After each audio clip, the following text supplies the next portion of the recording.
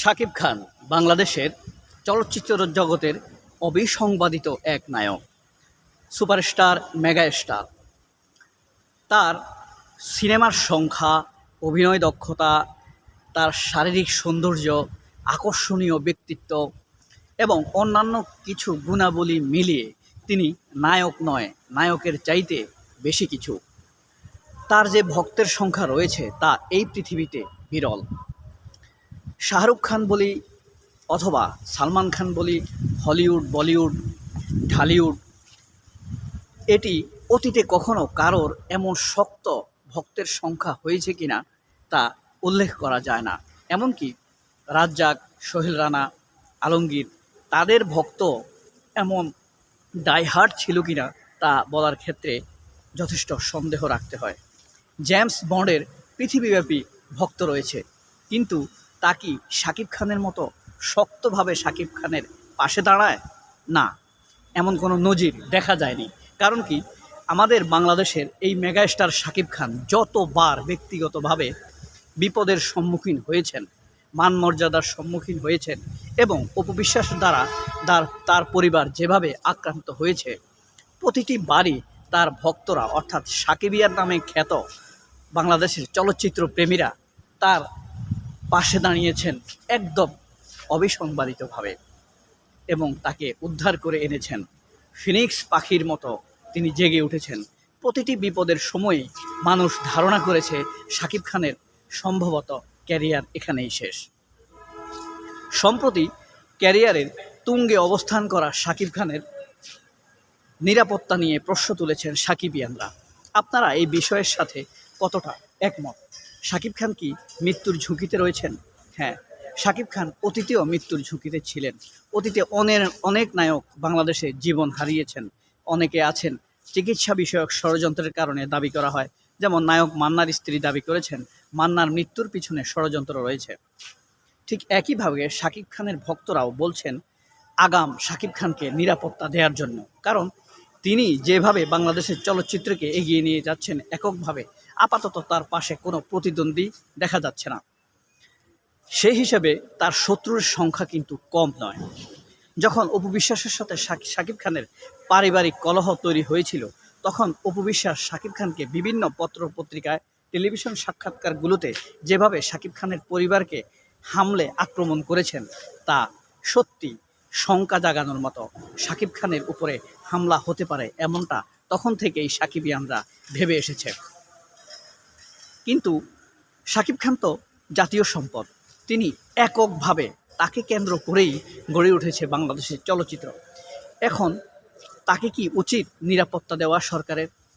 আমি ব্যক্তিগতভাবে মনে করি সাকিবিয়ানদের সাথে আমি একমত।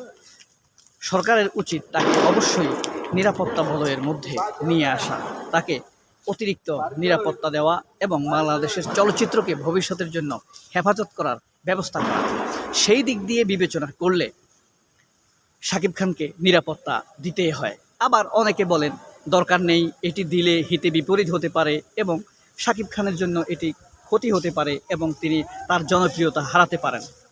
কারণ যেই জিনিসটি সংরক্ষিত, যেই জিনিসটি অতিরিক্ত আহ্লাদিত, সেই জিনিসের জনপ্রিয়তা থাকে না, এটি অনেকেই বলছেন।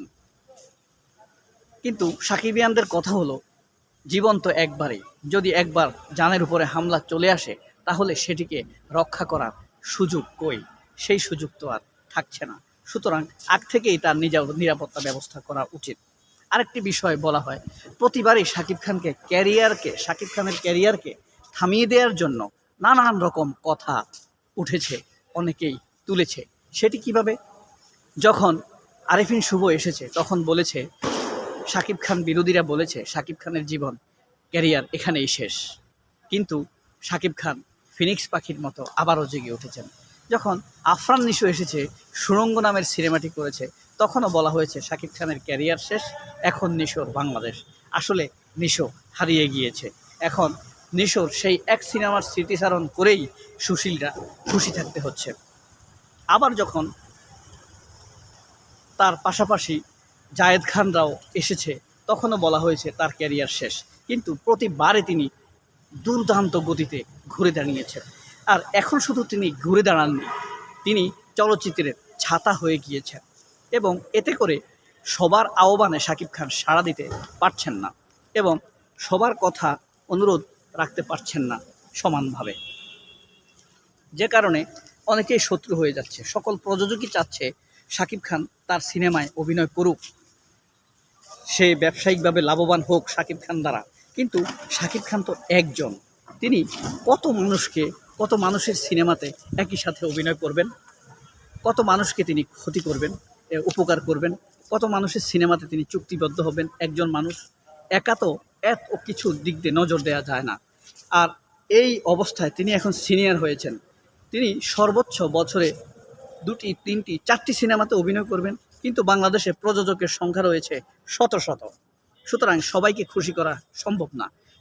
যারা খুশি হবে না, ব্যবসায়িকভাবে ক্ষতিগ্রস্ত হবে, তারা শাকিব খানের উপরে ক্ষুব্ধ হবে এবং শাকিব খানকে তারা ক্ষতি করে দিতে পারে। সেই জন্যই আমরা শাকিব খানের নিরাপত্তা চেয়েছি। তবে এটি শুধু শাকিব খানের নয়, একই সাথে এই প্রশ্নটি আসতে পারে শবনম বুবলির সহ আরও অন্যান্য যারা গুরুত্বপূর্ণ পরিচালক প্রযোজক রয়েছেন তাদের ক্ষেত্রেও আসতে পারে। তবে অবশ্যই মুখ্য হিসাবে দেখা দিবে শাকিব খানের বিষয়টি, প্রধান হিসাবে বিবেচনা করতে হবে নিরাপত্তার বিষয়টি।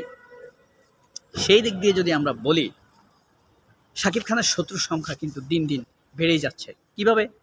যখন তিনি কারো সিনেমাতে অভিনয় করতে পারছেন না, যেমন কিছুদিন আগে তিনি আরশাদ আদনানের সিনেমাতে অভিনয় করতে পারেননি, কেমন জানি একটা দূরত্ব তৈরি হয়েছে, কথাবার্তা সাক্ষাৎকারগুলোতে বোঝা যাচ্ছে।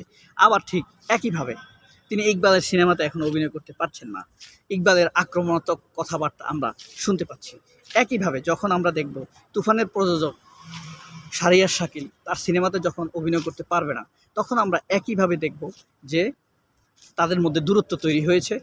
এই দূরত্ব একসময় শত্রুতায় মোড় নিতে পারে, শত্রুতায় পর্যবেসিত হতে পারে। তখনই হয়ে যায় বিপত্তিটা ঘটে, একজনের সাথে আরেকজনের দূরত্ব ঘটে যায়, সেই দূরত্ব থেকেই শত্রুতার সৃষ্টি হয় এবং সেই শত্রুতা গোপনে যে কোনো সময় চরিতার্থ করতে চায়, উদ্ধার করতে চায়। সেই জিনিসটির ভয়ে সাকিবিয়ানরা আগাম থেকেই শাকিব খানের নিরাপত্তার কথা ভেবে রেখেছেন, দাবি তুলেছেন।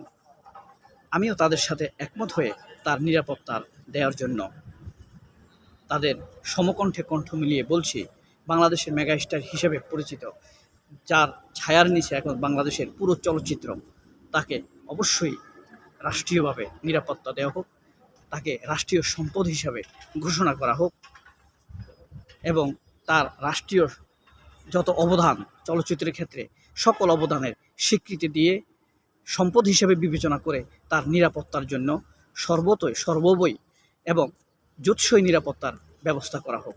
সবাই অনেক ভালো থাকবেন। আল্লাহ হাফেজ। আসসালামু আলাইকুম।